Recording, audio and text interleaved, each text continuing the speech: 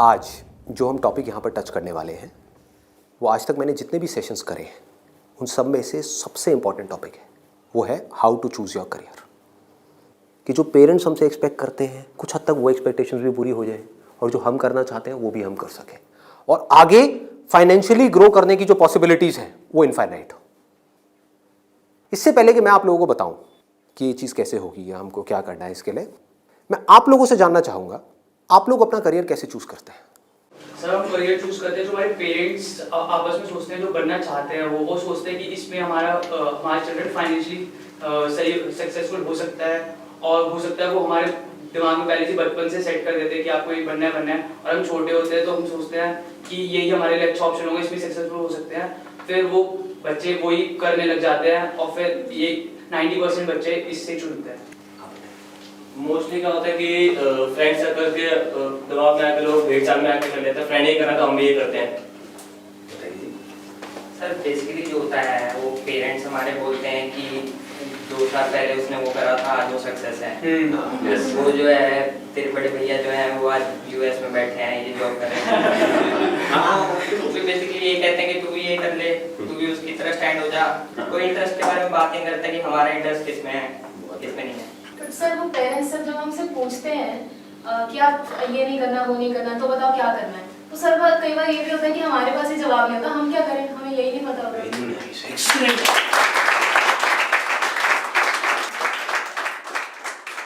इसमें गलती पेरेंट्स की भी नहीं है। जैसे मैं आपको बोलता हूँ कॉमर्स, कुछ लिमिटेड ऑप्शंस माइंड में आते हैं। क्या आते हैं? सीए आता है और बीकॉम आता है और बीबीए आता है, एमबीए आता है, सीएफए आता है, और कोई ऑप्शन आता है? आता ही नहीं है।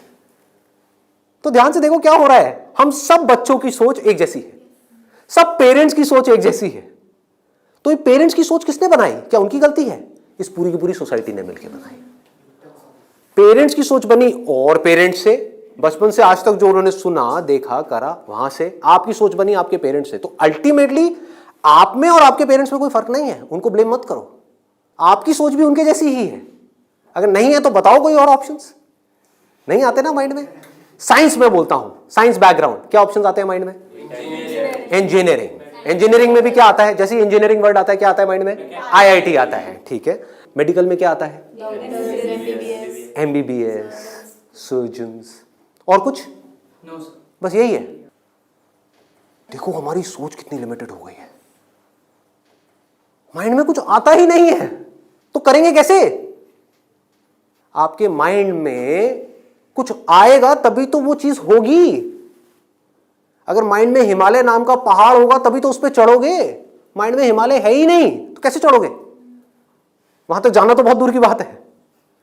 क्या करोगे? तो क्या होगा आपके साथ में? वही जो उन सब लोगों के साथ में हो रहा है जिनकी सोच ऐसी है। अपने आसपास में देख लो क्या हो रहा है उन लोगों के साथ में। अगर हम चाहते हैं हमारे साथ में कुछ अलग हो तो हमें क्या करना पड़ेगा? अपनी सोच को तोड़ना पड़ेगा। सबसे पहले समझेंगे कि एग्जैक्टली हो क्या रहा है, फिर ये देखेंगे कि हम क्या कर सकते हैं और क्या करना है। इसको आप पीछे सर्कुलेट कर दीजिए।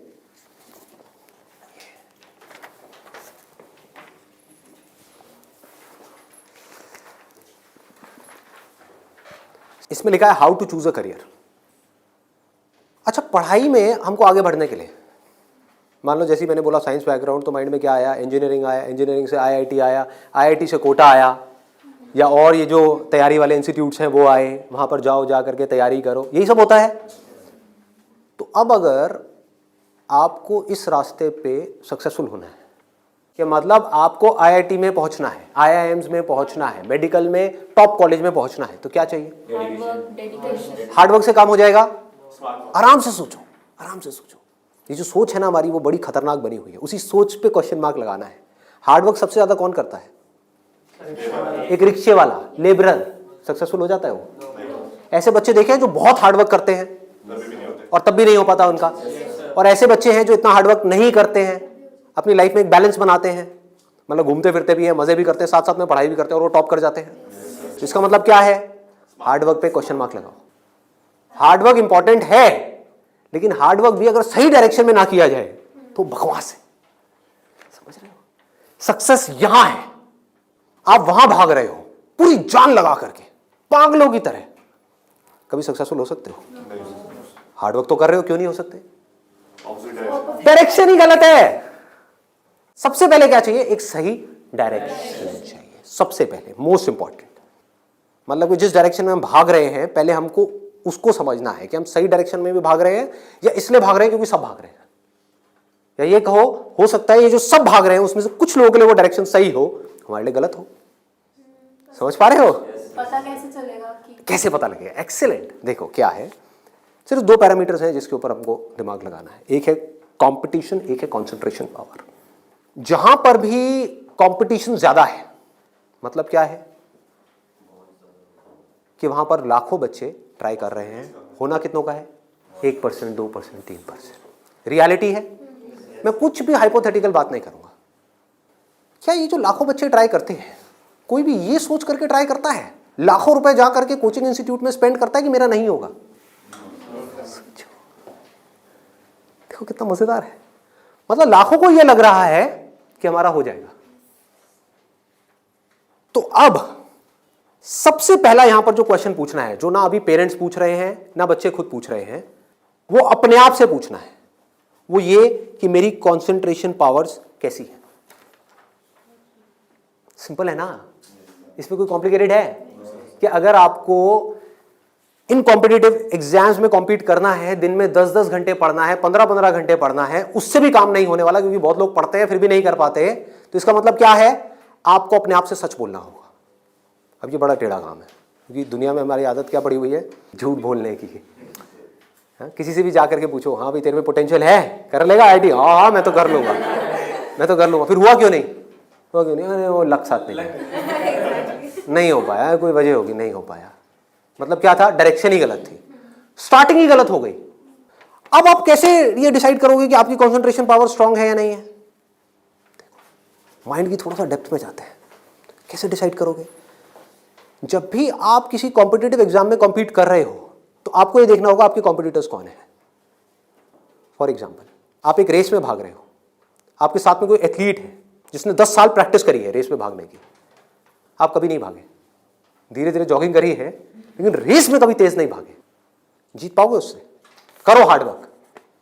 वो 10 साल से भाग रहा है और वो रुकने वाला नहीं है, उसके पास में पूरा का पूरा एक मोमेंटम है। वो अगले 2 साल तक भी ऐसे ही भागने वाला जैसे वो 10 साल से भागता आया है। आप अभी भागना शुरू कर रहे हो।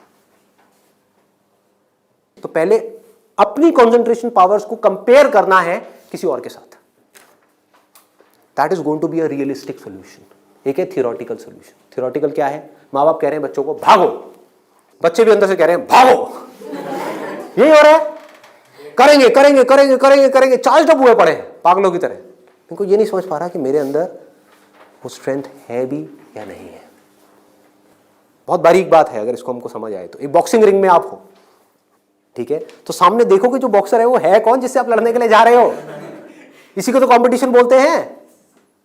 तो अगर उस कंपटीशन को आपको जीतना है, और जीतना ही है, हारना किसको है? किसको अपने माँ बाप के पैसे डुबोने हैं? किसको अपनी लाइफ खराब करनी है? जीतना ही है। तो जीतने का क्या तरीका है? पहले अपने कॉम्पिटिटर्स की स्ट्रेंथ को समझ जाओ। समझ लो कि आप कॉम्पीट कर किसके साथ में रहे हो। वो कैसे समझोगे? रियलिस्टिकली अपने आप से पूछो, अपने स्कूल के बैकग्राउंड के बेस पे या जो भी आज तक आपने किया है उसके बेस पे। कुछ बच्चे होते हैं जिनको एक चैप्टर है, मान लो एक बुक में, उसको पूरा याद करने में या समझने में 1 घंटा लगता है। आपको कितनी देर लगती है? 5 घंटे, 6 घंटे, 10 घंटे या आधा घंटा? ये पूछो अपने आप से। Then you will be able to जज your strength in comparison to your competitors. ये जो 13 लाख बच्चे हैं, इसमें से 10% बच्चे ऐसे हैं जिनकी कॉन्सेंट्रेशन पावर्स एक्स्ट्रा ऑर्डिनरी है। उनसे अगर आप कॉम्पीट कर रहे हो तो एटलीस्ट आपकी कॉन्सेंट्रेशन पावर्स एक्स्ट्रा ऑर्डिनरी होनी ही चाहिए। और कॉन्सेंट्रेशन पावर एक दिन में एक्स्ट्रा ऑर्डिनरी नहीं होती है, ये प्रैक्टिस है। मतलब उन्होंने कई सालों तक इसकी प्रैक्टिस करी है, तब जाके उनकी कॉन्सेंट्रेशन पावर एक लेवल तक पहुंची है। तो आप अपने आप से ईमानदारी से सवाल पूछो तो सही कि आपकी कॉन्सेंट्रेशन पावर है कैसी। अगर एक्स्ट्रा ऑर्डिनरी है और आप ऐसे कंपटीशन में जा रहे हो जहां पे कंपटीशन बहुत हाई है, तो आपके सक्सेसफुल होने के क्या चांसेस हैं? क्या 100% है? पूछो अपने आप से, दिमाग को खोलो। दिमाग बंद हुआ पड़ा है लोगों का। आईआईटी में लोग कहाँ से आते हैं? सिर्फ दिल्ली से आते हैं, सिर्फ बॉम्बे से आते हैं? कहाँ से आते हैं? ऑल ओवर इंडिया से।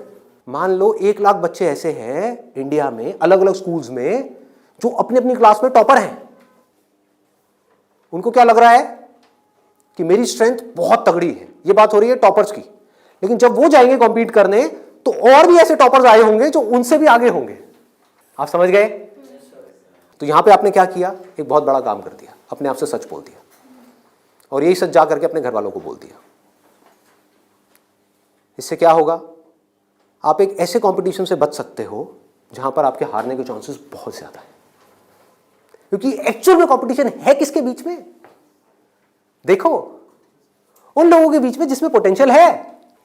एक रेस हो रही है ओलंपिक्स में, वो किसके लिए है?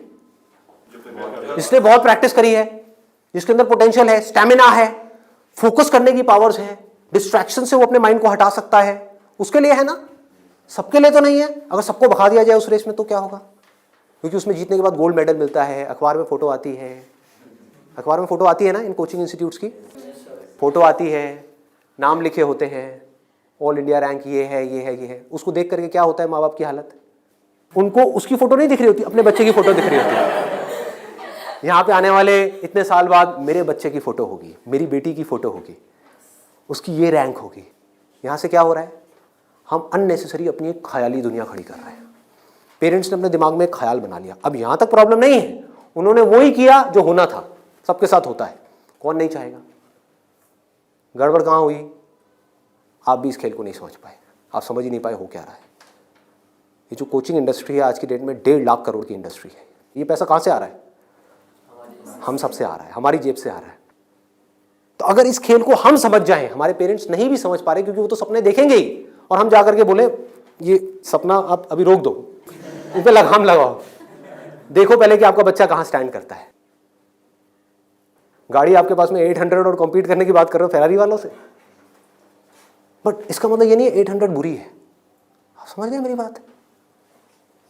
रेस में बुरी है, बट दिल्ली की सड़कों पे, पुरानी दिल्ली में फेरारी अच्छी है, 800 अच्छी है, 800 अच्छी है, ज्यादा सक्सेसफुल है।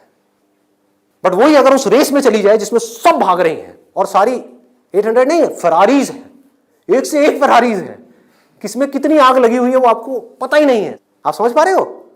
कोई आ रहा है कहीं से, उस बच्चे में कितनी आग है और कितना पोटेंशियल है वो आप सपने में भी नहीं सोच सकते, और आप उससे लड़ने की बात कर रहे हो। किस बेस पे? क्योंकि मेरे घर वालों ने ये सपना देखा है और मुझे सपने को सच करना है। पोटेंशियल है या नहीं है? पूछो अपने आप से, तो आपको क्लियर कट जवाब मिलेगा। क्लियर कट 10% लोग ऐसे होते हैं जिनमें एक्चुअल में पोटेंशियल है इन एग्जाम्स में कॉम्पीट करने का। तो if you are there in that top 10% category, तो अब आपका हार्डवर्क यहां पे काम आने वाला है। Depending upon your hard work, बशर्ते आपके अंदर पोटेंशियल हो। फॉर एग्जाम्पल फेरारीज की रेस हो रही है, उसमें आपने पूरी जान लगा दी, एक सेकंड के लिए भी डिस्ट्रैक्ट नहीं हुए। ठीक है, डिस्ट्रैक्ट होने में 1 सेकंड लगता है। डिस्ट्रैक्शंस वाला मेरा सेशन है पावर ऑफ फोकस, वो देखा होगा आप लोगों ने। बहुत तरह की डिस्ट्रैक्शंस हैं। मान लो आप हो तो फेरारी, लेकिन डिस्ट्रैक्ट हो गए, रुक गए, रेस यहां हो रही है, आप यहां चले गए, आउट है कि नहीं? तो आपको पूरी तरह से फोकस्ड रहना पड़ेगा, हार्डवर्क करना होगा, डेडिकेशन चाहिए, डिजायर चाहिए, सब कुछ चाहिए। लेकिन सबसे पहले क्या चाहिए? इंजन में दम होना चाहिए, अंदर वो पोटेंशियल होना चाहिए, एक्स्ट्रा ऑर्डिनरी कॉन्सेंट्रेशन पावर्स होनी चाहिए। ये बात हमको समझ क्यों नहीं आ रही है? अब क्यों चाहिए कॉन्सेंट्रेशन पावर्स? कभी सोचा है? 2 तरह के काम है इस दुनिया में, एक वो जिसमें हमारा इंटरेस्ट है, दूसरा वो जिसमें इंटरेस्ट नहीं है। जहां इंटरेस्ट नहीं है वहां पर कॉन्सेंट्रेशन पावर्स का स्ट्रांग होना बहुत जरूरी है, जहां है वहां पर नहीं है, क्योंकि वहां तो ध्यान लग जाता है। वीडियो गेम खेलने के लिए कॉन्सेंट्रेशन पावर चाहिए क्या? क्यों? क्यों? इंटरेस्ट है तो वहां पर कॉन्सेंट्रेशन हो जाता है, खेलने में कॉन्सेंट्रेशन हो जाता है, और बहुत सारी चीजों में कॉन्सेंट्रेशन हो जाता है। पढ़ाई में हमें कॉन्सेंट्रेट करना पड़ता है, और चाहिए ही चाहिए, क्योंकि पढ़ाई में 99.99% लोगों का इंटरेस्ट नहीं होता। तो कैसे पढ़ाई में क्रैक कर पाएंगे? तब जब अपने ध्यान को ऐसी जगह पे रोकना आता हो जहां पे हमारा इंटरेस्ट नहीं है। और ऐसी स्ट्रेंथ कितने लोगों में होती है? सच सच बताना आज, मतलब ईमानदारी से, आप में से कितने हैं यहां पर जो आप क्लेम कर सकते हो कि मेरी जो कॉन्सेंट्रेशन पावर्स हैं वो एक्स्ट्रा ऑर्डिनरी है? ऑनेस्टली आपकी है, let's give a big hand for it. हम सब में से सिर्फ एक की, और ट्राई कौन करते हैं? सब करते हैं। मेजॉरिटी ऑफ पीपल, सब तो नहीं कह सकते, मेजॉरिटी ऑफ पीपल करते हैं। है ना खतरनाक खेल। और एक बहुत बड़ी चीज हुई है अभी यहां पर, आप में से सिर्फ एक ने अपना हाथ उठाया, बाकियों ने नहीं उठाया। इसका मतलब आपने क्या किया? सच बोल दिया, एक्सेप्ट कर लिया। अगर अपने घर पे भी एक्सेप्ट कर लो तो क्या होगा? खेल शुरू होने से पहले ही खत्म हो जाएगा। अगर ये मेजॉरिटी ऑफ बच्चों को समझ आ जाए, इंडिया में लाखों बच्चे मेरी वीडियोस देखते हैं, उनको ये समझ आ जाए और वो अपने आप से सच बोल दें, अपना हाथ ऊपर ना करें, अपने घर पे जाकर के बोल दें मेरी कंसंट्रेशन पावर एक्स्ट्रा ऑर्डिनरी नहीं है। हाँ, मेरी क्लास में कुछ 4 बच्चे हैं, उनकी है, वो भी कॉम्पीट करने जा रहे हैं, उनको करने दो। मुझे नहीं लगता कि मैं जीत पाऊंगा इस खेल में। हाँ, कुछ और ऐसे खेल हैं जहां पर मैं फाड़ दूंगा। तो क्या होगा? अब क्या आपके पेरेंट्स भेजेंगे आपको? पहले ही बोल दो, आपने भेजना है भेज दो, लेकिन आपका पैसा डूबेगा। 5 लाख डुबोने हैं, डुबो दो। भेजना है भेज दो, मुझे पता है मेरा नहीं हो पाएगा। ये झूठ है, ये नेगेटिव थिंकिंग है, या ये रियलिस्टिक थिंकिंग है? समझो, realistic thinking, that is the biggest thing जो हमको समझना है।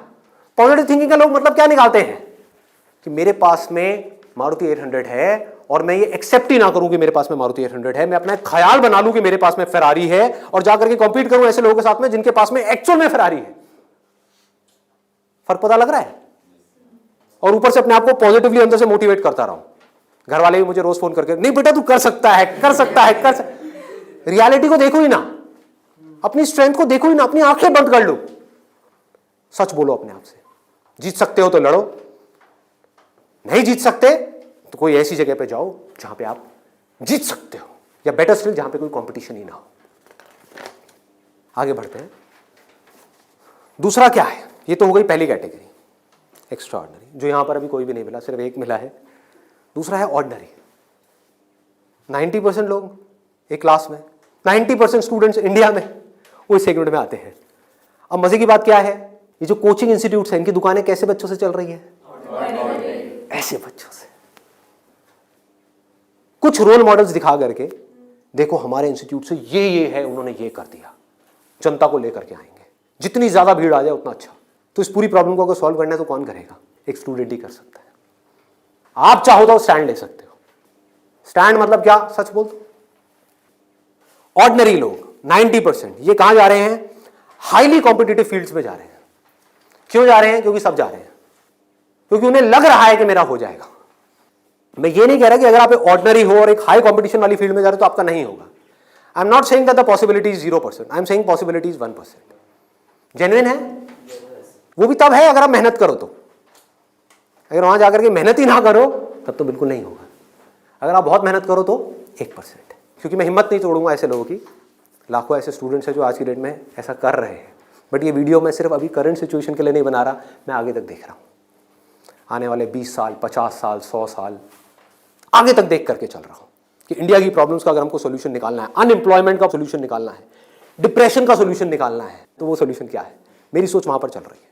इसकी वजह से होगा क्या? अभी जो ऑलरेडी ऐसे ऑर्डिनरी स्टूडेंट्स हैं और वो ऐसी जगह पे चले गए हैं, तो उनकी हिम्मत टूट जाएगी इस वीडियो को देख करके। तो मैं उनको क्या कहूँगा? उम्मीद है, लगा दो जान। बस साथ में क्या कहूँगा उन पेरेंट्स को जो अब ऐसा गेम खेलने वाले हैं, उन स्टूडेंट्स को क्या कहूँगा? मोस्ट इंपॉर्टेंट जो मुझे देख रहे हैं, बड़ा सिंपल है कि अपने पेरेंट्स को जाकर के कहो मुझे नहीं लगता कि मेरे में पोटेंशियल है, मुझे नहीं लगता कि मैं कर पाऊंगा। हाँ, 1% चांस है। सच बोल दो, बोलो मैं ये नहीं कह सकता मैं कर ही नहीं सकता, 1% चांस, 99% चांस है मैं नहीं कर पाऊंगा। मैं जानता हूं अपने आप को, आप नहीं जानते, मैं जानता हूं। मुझे पता है अंदर से कि मैं क्या हूं, मुझे पता है अंदर से कि मेरे अंदर कितनी आग है, कितना पोटेंशियल है। मैं अपने दोस्तों के साथ में बैठ के पढ़ा हूं, मुझे पता है अंदर से कि मैं क्या हूं। तो आप क्या कहोगे? सच बोलोगे अपने घर वालों को जाके कि देखो अगर आप मुझे 2 साल तक की कोचिंग कराओगे, उसमें मान लो लाख रुपए साल की फीस हो गई, प्लस रहना खाना पीना व्हाटएवर इट इज, टोटल मान लो 2 साल में कितना खर्चा आया? 4-5 लाख रुपए। 5 लाख मान लेते हैं। तो आप बोलोगे अपने घर वालों को जाकर के, अगर अभी भी ये सब सुनने के बाद भी आप कहते हो कोई बात नहीं बेटा 1% चांस है, तू कर ले, तो मैं आपको एक बेटर ऑप्शन देता हूं प्रैक्टिकल रियलिटी के बेस पे। यहां पे अगर आपके पेरेंट्स आपके ऊपर दाव लगाते हैं, जीतने के चांसेस क्या है पेरेंट्स के? 1:100। इससे बेटर ऑप्शन क्या है? गोवा जाओ। Seriously, I am serious about it, मजाक नहीं कर रहा। गोवा जाओ, वहां पे कैसीनोज हैं, वहां पे अगर आप 5 लाख रुपए लगाते हो, एक रूले करके गेम है, पता है आप लोगों को? सारे जुआरी हैं क्या यहाँ पे? रूले गेम है जिसमें एक बॉल घुमाते हैं, 36 नंबर होते हैं और एक 0 होता है। वहां पे अगर आप 1 नंबर पे पैसा लगाते हो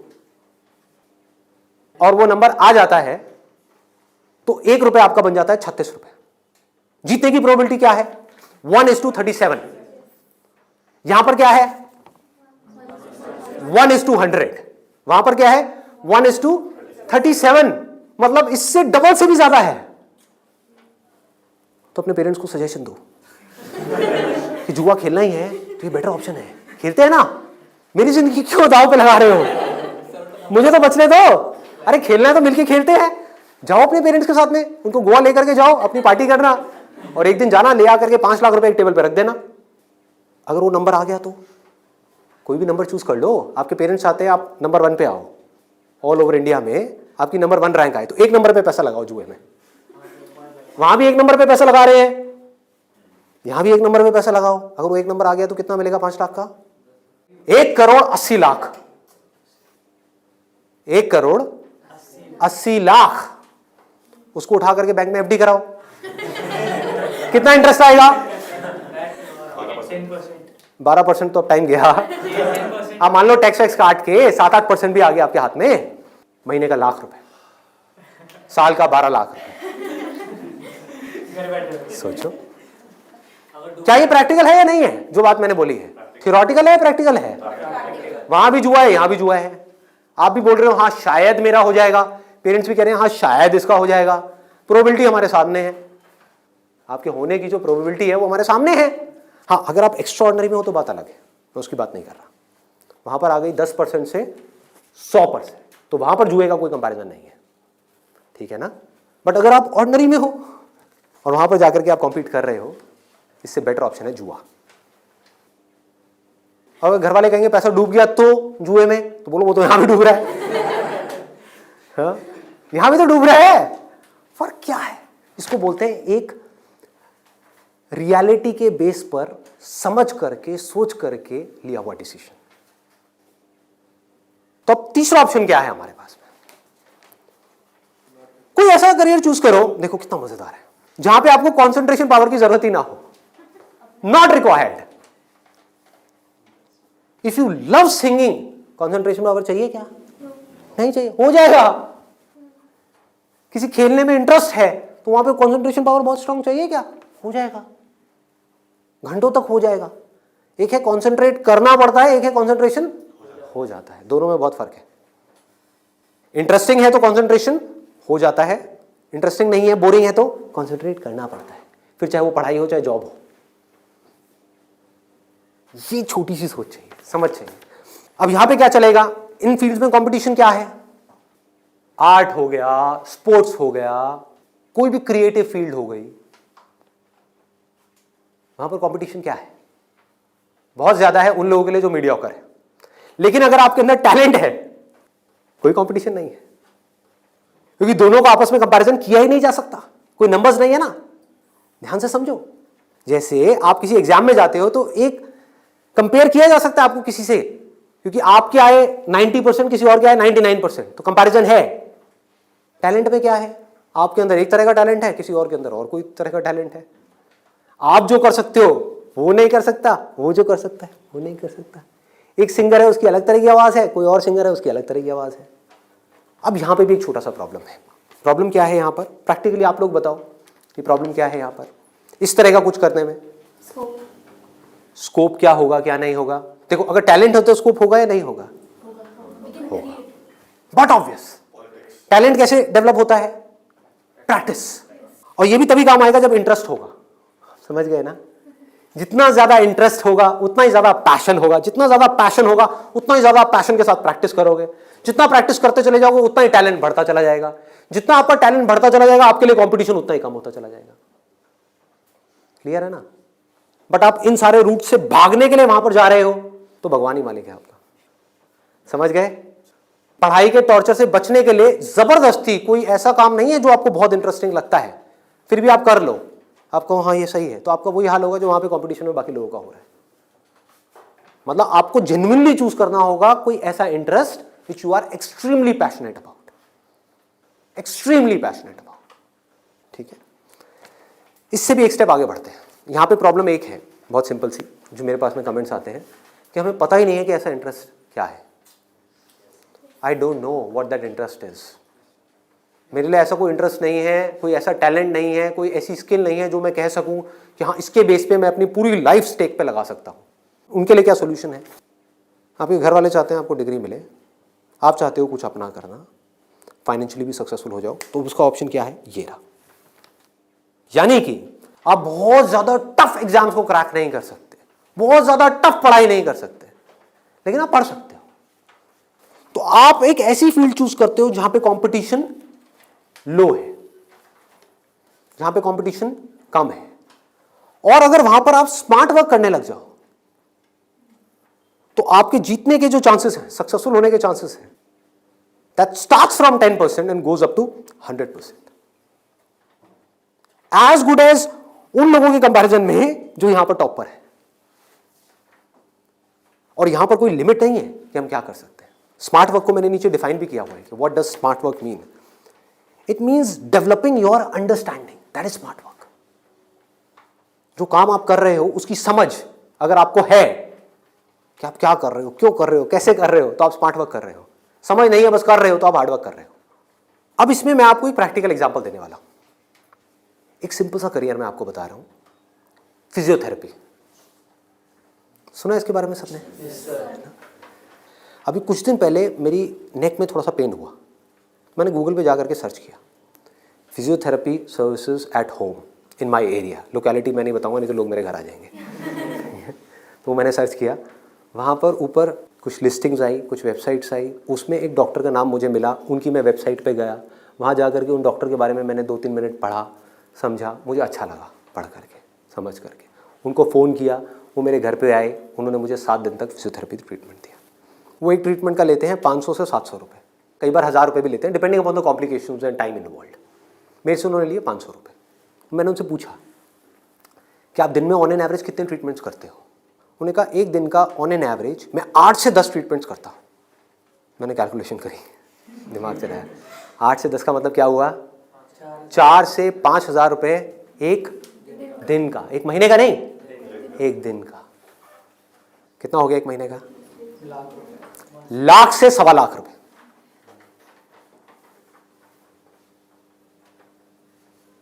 अभी उनको 4 साल हुए अपनी फिजियोथेरेपी करे हुए, ये नहीं है कि 40 साल हो गए, 4 साल। समझ रहे हो क्या किया उन्होंने, कैसे किया उन्होंने? वो सब आ जाता है स्मार्ट वर्क के अंदर। उन्होंने हार्ड वर्क नहीं किया, स्मार्ट वर्क किया। ज्यादातर लोग क्या करते हैं, एक हाईली कॉम्पिटिटिव फील्ड के अंदर जाकर के कॉम्पीट करते हैं, वहां होता है नहीं, जाकर के किसी लोकल कॉलेज में फंस जाते हैं, वहां से निकल करके जॉब के लिए धक्के खाते हैं। इसके आगे सोच बढ़ ही नहीं पाती है। जॉब नहीं मिल रही तो दुखी हो जाते हैं, उसके बाद में जब बहुत टाइम तक जॉब नहीं मिल रही होती तो जो भी जॉब होती है, जैसी भी जॉब होती है, कर लेते हैं। होता है प्रैक्टिकली ऐसा है? नहीं होता है। पढ़ाई करिए किसी फील्ड में, जॉब कर रहे हैं किसी और फील्ड में, मतलब जो वो पढ़ाई करी वो बेकार हो गई। स्मार्ट वर्क किसे कहते हैं? आप एक फिजियोथेरेपी कॉलेज में गए, कोई टॉप कॉलेज नहीं जहां पे अगेन कंपटीशन है, किसी लोकल कॉलेज से, क्योंकि कोई भी जब फिजियोथेरेपी कराता है तो पूछता नहीं आपने कौन से कॉलेज से किया है। मैंने नहीं पूछा, कोई नहीं पूछता। तो किसी भी कॉलेज से अच्छे से जा करके आप स्टडी करके आ गए, डिग्री लेकर के आ गए, आप कहीं भी जाओगे कभी भी आपको जॉब तो मिल ही जाएगी, जो सुन करके आपके घर वाले कन्विंस हो जाएंगे, कहेंगे हाँ ठीक है एक बैकअप प्लान तो है। तो एक ऐसा रास्ता जहां पर वर्स्ट केस सिनेरियो में आपको जॉब भी मिल जाए लेकिन बेस्ट केस सिनेरियो की कोई अपर लिमिट ना हो। अब बात आती है कैसे करोगे आप इस चीज को। इसका स्कोप देखो कि कि आने वाले टाइम में अभी जितनी तेजी से मोबाइल, लैपटॉप, कंप्यूटर सब लोग इस तरह भाग रहे हैं, सबके ये प्रॉब्लम्स आनी ही आनी है। बैक में प्रॉब्लम आनी ही आनी है, नेक में प्रॉब्लम आनी ही आनी है, और पता नहीं कितनों को कितनी आ भी रही है। आपके घर में भी जो आपके पेरेंट्स हैं उनको सबको कहीं ना कहीं दर्द होगा। तो आपने पहले तो ये समझा कि हाँ, इसका स्कोप कभी कम नहीं होने वाला, बढ़ने ही वाला है। ठीक है, इसमें कंपटीशन भी बढ़ेगा जब स्कोप ज्यादा है तो, लेकिन किन लोगों के लिए बढ़ेगा? जो हार्ड वर्क कर रहे हैं, लेकिन जो स्मार्ट वर्क को समझ पा रहे हैं वो कुछ भी कर सकते हैं। तो आप क्या कर सकते हो? आपने कहा कि सिर्फ इससे काम नहीं चलने वाला, वो मुझे समझ आ रहा है। जैसे मैंने फिजियोथेरेपी का किया, सिर्फ इससे काम नहीं चलने वाला, तो इसके साथ में कुछ और चीजें भी हैं जो मुझे सीखनी पड़ेंगी। क्या सीखना पड़ेगा? जिसका हो सकता है इससे डायरेक्ट कोई कनेक्शन ना हो। 1 महीने का छोटा सा कहीं से वेबसाइट डेवलपमेंट का कोर्स कर लिया, और ऑनलाइन मार्केटिंग का, कि ऑनलाइन मार्केटिंग कैसे करते हैं।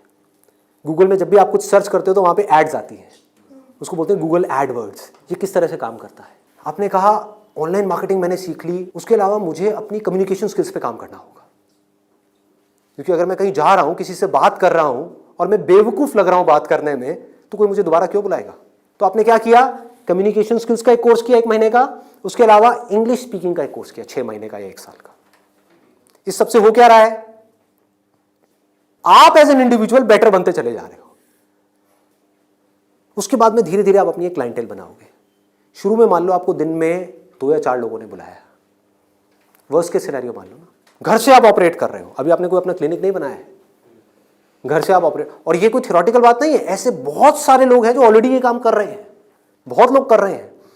अपने नाम को मल्टीपल वेबसाइट्स में आप लिस्ट कर दोगे, इनको डायरेक्टरीज बोलते हैं, ऑनलाइन डायरेक्टरीज। तो ऑनलाइन सर्च इंजन में कोई भी कुछ भी सर्च करेगा तो कहीं ना कहीं वो आप तक पहुंच जाएगा, चाहे वो एक वेबसाइट के थ्रू पहुंचे, चाहे आपके थ्रू पहुंचे, चाहे ऐड के थ्रू पहुंचे, चाहे कहीं से भी पहुंचे, वो आप तक पहुंचेगा। अगर उनको आपने सेटिस्फाई कर दिया, अपनी बातों से भी, अपने ट्रीटमेंट से भी, ईमानदारी से, जेन्युइनली अच्छा ट्रीटमेंट कर दिया, तो वो क्या करेंगे? लोकेलिटी में रिकमेंड करेंगे, अपने फ्रेंड सर्कल में करेंगे, अपने रिलेटिव्स में करेंगे। तो धीरे धीरे क्या होगा? कुछ महीनों में क्या होगा? यहां पे थोड़ा पेशेंस रखना होगा। ये नहीं है सारा काम 1 दिन में हो जाएगा। आईआईटी में भी आपका एडमिशन होगा तो ये नहीं कि हलवा है वहां से क्लियर करना, 4 साल तक लग करके दिन रात काम तो करना ही पड़ेगा ना, यहां भी करना पड़ेगा। तो आप सीखते जा रहे हो, समझते जा रहे हो, धीरे धीरे आपको कुछ ऐसी टेक्नोलॉजीज के बारे में पता लगेगा, कुछ ऐसे इक्विपमेंट्स के बारे में पता लगेगा। इसमें हजारों तरह के इक्विपमेंट्स हैं, हजारों तरह की चीजें हैं, अलग अलग तरह के ट्रीटमेंट्स के लिए। इतनी बड़ी फील्ड है ये। आप आने वाले टाइम में फिजियोथेरेपी का एक ऐसा क्लिनिक बना सकते हो अपनी सिटी में या कहीं पर भी, जो अपने आप में स्टेट ऑफ द आर्ट हो, मतलब ऐसा जो पूरे इंडिया में ना हो। और क्लिनिक आप ऐसे करते करते धीरे धीरे, अभी 1 दिन में या 2 दिन में नहीं होगा, मान लो 5 साल में होगा, 10 साल में होगा, 20 साल में होगा।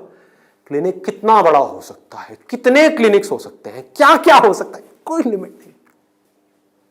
अगर कुछ लोग जो मेरी इन बातों को समझ पाए, जो बातें मैं कर रहा हूं, और कुछ ऐसी डायरेक्शन में जा पाए सेंसिबल तरीके से, smartly, not by doing a lot of hard work but by doing smart work, तेजी से आगे बढ़ पाए, तो आने वाले टाइम में यही वो लोग होंगे जो आने वाले टाइम में लोगों के लिए जॉब अपॉर्चुनिटीज क्रिएट करेंगे। अंदर से एक ये फीलिंग होनी चाहिए कि मुझे लोगों की प्रॉब्लम्स को सॉल्व करना है। अगर मैं कर पाया तो मेरी प्रॉब्लम्स तो सारी अपने आप सॉल्व हो जाएंगी, वो लोग करेंगे ना। अगर आपने किसी के दर्द का इलाज कर दिया तो वो आदमी आपको पता है क्या कहेगा? बताओ आपको क्या चाहिए। वो लोग आपके पीछे आएंगे। आपने उनको बोल दिया ना, नहीं मैं आज आपका ट्रीटमेंट नहीं कर रहा, नहीं नहीं डॉक्टर साहब आप बताओ कब आओ।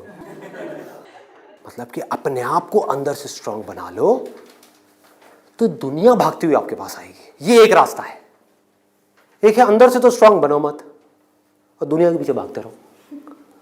भैया मेरा कुछ हो सकता है, भैया मेरा कुछ हो सकता है, भैया कहीं लगवा दो, जॉब लगवा दो, भैया ये भैया वो भैया वो। अरे काहे का भैया, समझे? ये एटीट्यूड चाहिए। डंके की चोट पे आप काम करो। मैंने लाइफ में जो भी काम किया है बिल्कुल एटीट्यूड के साथ किया है। ये मैं कर रहा हूं, आपको चाहिए तो लो, नहीं चाहिए तो आगे बढ़ो। Does not make any difference to me, क्योंकि मैं जो कर रहा हूं आई बिलीव इन इट। मैं कोई भीख नहीं मांग रहा हूं आपसे। और बहुत सारे लोग होते थे जिनको मैं मना कर देता था, जो मैं नहीं कर रहा तुम्हारा शूट, और वो जा करके 4 लोगों को पकड़ के ले आते थे, ये बंदा जेन्युइन है, इसमें दम है ना बोलने का। वो दम कहां से आता है? सोच से आता है। सोच को खोलो, बंद करके इसमें मत रहो, फाड़ दो। और फिर भी रहना है तो आपकी चॉइस है।